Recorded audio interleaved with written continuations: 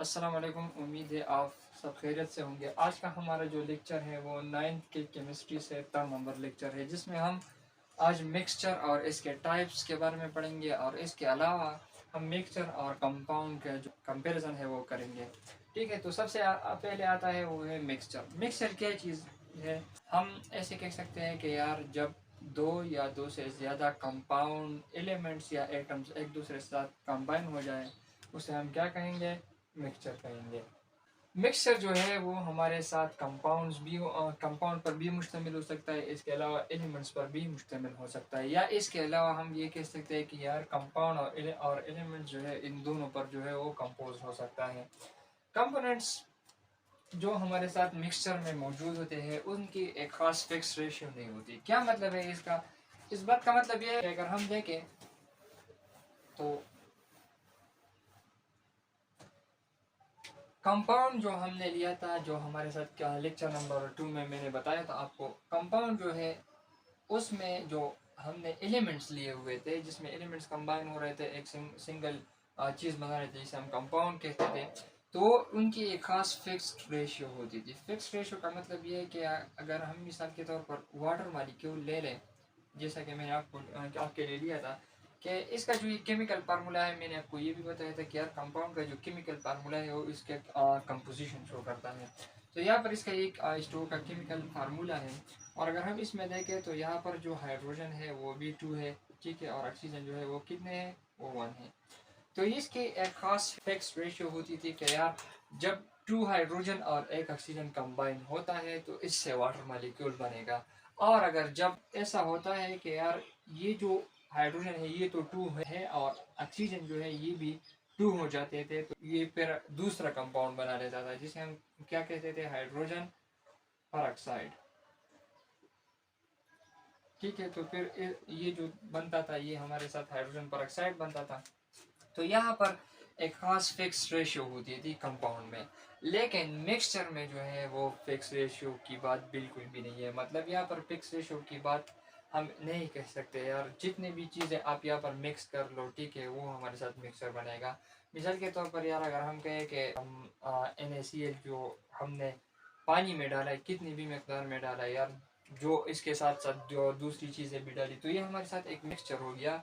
और इसमें अगर हम देखें तो यार इसमें NaCl भी है, दूसरी चीज़ें भी हमने डाली और वाटर भी है, तो यहाँ पर एक खास फिक्स कंपोजिशन नहीं बनता। इसके अलावा अगर हम यहाँ पर देखें तो कंपाउंड में भी वाटर मॉलिक्यूल था, तो इसके साथ जब हमने एक ऑक्सीजन ऐड कर दिया तो फिर इससे हाइड्रोजन परऑक्साइड बन गया। लेकिन अगर हम देखें तो पहले हम मिसाल के तौर पर पानी ले लेते हैं, इसमें हम NaCl डाल देते हैं, मतलब ये साल्ट डाल देते हैं, और इसके अलावा दूसरी जो चीज़ें हैं वो भी डाल देते हैं। तो यहाँ पर देखें, यहाँ पर हमने 2 या 2 से ज़्यादा चीज़ें जो है वो पानी में हल किए, तो यहाँ पर इसका जो कंपोजिशन है वो फिक्स नहीं हुआ। मतलब यार ये जो है इसमें चीज़ें बहुत सारी हो गई, तो यहाँ पर जो चीज़ बन गई वो हमारे साथ मिक्सचर है। यहाँ पर देखें तो यहाँ पर कंपाउंड में एक फिक्स रेशियो का जो है वो हमने हद डाला हुआ है, और मिक्सचर में जो है वो फिक्स रेशियो का हद हम कहेंगे कि यार उसका कोई बॉर्डर नहीं होता। तो इस कंपाउंड को हम केमिकल या फिजिकल प्रोसेस के थ्रू जो है वो अलग नहीं कर सकते थे, ठीक है।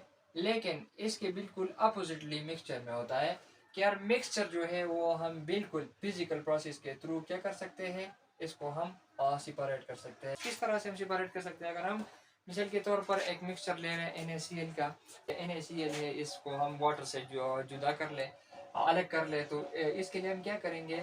हम फिल्टर पेपर यूज़ करेंगे, जिसके थ्रू क्या होगा कि यार फिल्टर पेपर के थ्रू जब हम उस NaCl और वाटर को पास करेंगे तो उसमें से NaCl और वाटर जो है वो अलग हो जाएंगे। तो मिक्सर जो है वो फिजिकल प्रोसेस के थ्रू बआसानी जो है वो सिपरेट हो सकता है। तो मैंने आपके लिए यहाँ पर लिखा है कि mixture can be separated by physical method, ठीक है, और कंपाउंड जो था वो फिजिकल मेथड के थ्रू जो है वो सिपरेट नहीं होता था। अब हमारे साथ मिक्सचर के टाइप्स है, तो यहाँ पर मिक्सचर के जो है वो 2 मेन टाइप्स है। एक हमारे साथ है होमोजीनियस मिक्सचर, दूसरा हमारे साथ है हेट्रोजीनियस मिक्सचर। जैसे अगर हम इसके नाम को देखें तो यहाँ पर लिखा है होमो, होमो मीन सेम, ठीक है। यहाँ पर हेट्रो मीन्स बहुत ज़्यादा, मतलब सेम नहीं, इरेगुलर हम कह सकते हैं यहाँ पर। तो तो यहाँ पर जो होमोजीनियस मिक्सचर है हमारे साथ, तो होमोजीनियस मिक्सचर में क्या होता है कि ये जो मिक्सचर हम बनाते हैं या ये जो मिक्सचर है हमारे पास होता है, तो इसमें क्या होता है कि होमोजीनियस मिक्सचर में जो हमारे साथ कंपोजिशन है, हमारे साथ जो कंपोजिशन है वो बिल्कुल हमें मालूम होता है और उसके साथ साथ इसका मास भी हमें मालूम होता है। मिसाल के तौर पर अगर हम ले लें NaCl, जब हम वाटर में डिज़ोल्व करें तो ये जो मिक्सचर बन गया हमारे साथ, ठीक है, ये मिक्सचर में क्या है हमारे साथ NaCl है और इसके साथ क्या है, वाटर है। ये हमें पता है कि यार इसमें कितनी मिकदार में हमने NaCl डाला हुआ है, कितनी मिकदार में NaCl मौजूद है, इसके साथ कितनी मिकदार में वाटर मौजूद है। तो होमोजेनियस मिक्सचर में पार्टिकल के कंपोजिशन जो है वो मालूम होंगे और इसके साथ साथ इसका मास भी मालूम होगा। और अगर हम यहाँ पर हेट्रोजीनियस मिक्सचर में देखें तो हेट्रोजीनियस मिक्सचर में जो है वो हमें यहाँ पर जो पार्टिकल्स है उनके कंपोजिशन के बारे में हमें बिल्कुल भी पता नहीं होगा कि यार इसमें कितने मिकदार में और कितने जो है वो सब्सटेंसेस शामिल है, और इसके अलावा इसका मास जो है वो हमें मालूम होगा। ठीक है, हेट्रोजीनियस मिक्सचर में क्या होगा कि हमें ये मालूम नहीं होगा कि यार इस मिक्सचर में कितनी चीज़ें शामिल है और कितनी मकदार में चीज़ें शामिल है। मिसाल के तौर पर अगर हम सलाद ले रहे हैं तो सलाद में हमारे साथ जो है वो टमाटर, प्याज और इसके अलावा दूसरी चीज़ें जो है वो शामिल होती है। लेकिन अगर आप यहाँ पर देखें तो ये जो चीज़ें हमने शामिल की हुई है ये हमने एक खास फिक्स रेशियो में शामिल नहीं की है। ठीक है, तो यहाँ पर जो कंपोजिशन है वो इसका पार्टिकुलर, या हम कहेंगे कि यार इसका जो कंपोजिशन है वो यूनिफॉर्म नहीं है। लेकिन अगर हम इसका मास जो है वो हम देखें तो इसका बिल्कुल जो मास है वो होता है। इसके अलावा अगर हम अपने लास्ट जो टॉपिक है इसकी तरफ आए तो वो है हमारे साथ comparison between mixture and compound. अब हम देखेंगे कि यार एक कंपाउंड और मिक्सचर में क्या फ़र्क है। जैसा कि मैंने आपको पहले ही बताया इस लेक्चर के स्टार्टिंग में कि यार यहाँ पर जो मिक्सचर और कंपाउंड है ये तकरीबन एक दूसरे के अपोजिट है। तो यहाँ पर इसका कंपोजिशन बनता है। इसके कंपोजिशन में पहला जो पॉइंट है हमारे साथ, वो कंपाउंड में क्या है कि it forms by chemical reaction. Mixture जो है chemical reaction is not involve, मतलब ये फिजिकल प्रोसेस में होता है।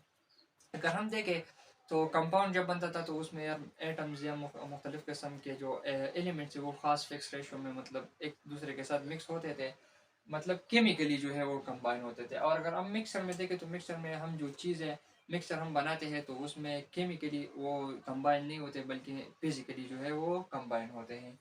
इसके अलावा दूसरा जो पॉइंट हमारे साथ है वो है कि यार कंपाउंड में जो और कंपोजिशन वो फिक्स है। मतलब ये कि अगर कंपाउंड में अगर हम देखें तो अगर हम वाटर के एग्जांपल ले लें तो वाटर में जो 2 हाइड्रोजन है और 1 ऑक्सीजन है, मतलब इसकी रेशो जो है फिक्स है। अगर हम इसे इंक्रीज करेंगे तो मैंने आपको पहले लेक्चर के स्टार्टिंग में बताया कि फिर इस पर बहुत बड़ा असर होगा, वो कंपाउंड जो है वो चेंज होगा दूसरे कंपाउंड में। तो यहाँ पर कंपाउंड में जो है वो कंपोजिशन ऑलवेज हमेशा हमारे साथ क्या होगा, फिक्स होगा। और मिक्सचर में जो है वो कंपोजिशन जो है फिक्स नहीं होता। अगर आप जितने भी चीज़ें इसमें डालें तो उसमें कोई फर्क नहीं पड़ता, वो बस मिक्सचर ही रहता है। ठीक है, थर्ड नंबर जो हमारे साथ पॉइंट है वो क्या है हमारे पास कि यार कंपाउंड जो है हम मैंने आपको पहले ही बताया कि यार कंपाउंड जो है हम ना केमिकल और ना फिजिकल प्रोसेस के थ्रू इसको सेपरेट कर सकते हैं। ठीक है, अलबत्ता हमारे पास जो मिक्सचर है वो उसको हम फिजिकल प्रोसेस के थ्रू बिल्कुल बआसानी जो है वो सेपरेट कर सकते हैं। जैसा कि मैंने आपको एग्जांपल बताया कि यार NaCl हम वाटर से जुदा कर लें, सेपरेट कर ले, तो उसको हम सेपरेट कर सकते हैं फिल्टर पेपर या दूसरे जो प्रोसेस है उसके थ्रू। चौथा हमारे पास जो पॉइंट है वो क्या है कि कंपाउंड्स का जो है वो केमिकल फार्मूला होता है। मतलब यार वो केमिकली जो है रिप्रेजेंट होते हैं किस तरह से, क्योंकि यार उसकी एक खास फिक्स रेशियो होती है। तो यहाँ पर जो है कंपाउंड हम केमिकल फार्मूला के थ्रू रिप्रेजेंट कर सकते हैं।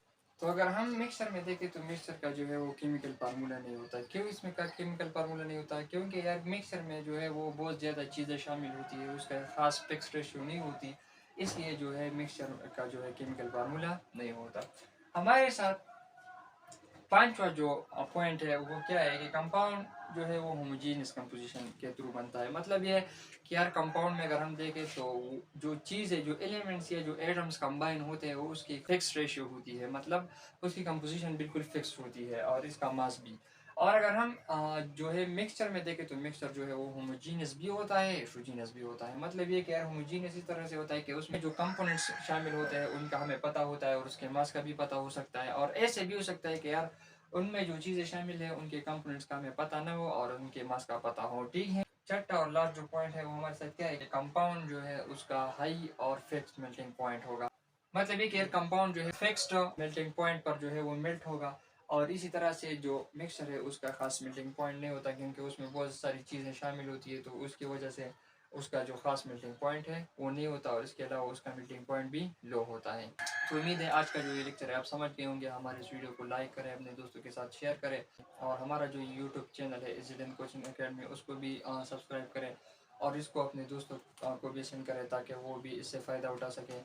तो आज का लेक्चर यहाँ पर ख़त्म होता है। इंशाल्लाह ताला मिलेंगे अगले लेक्चर में, उस वक्त तक अल्लाह हाफ़िज़।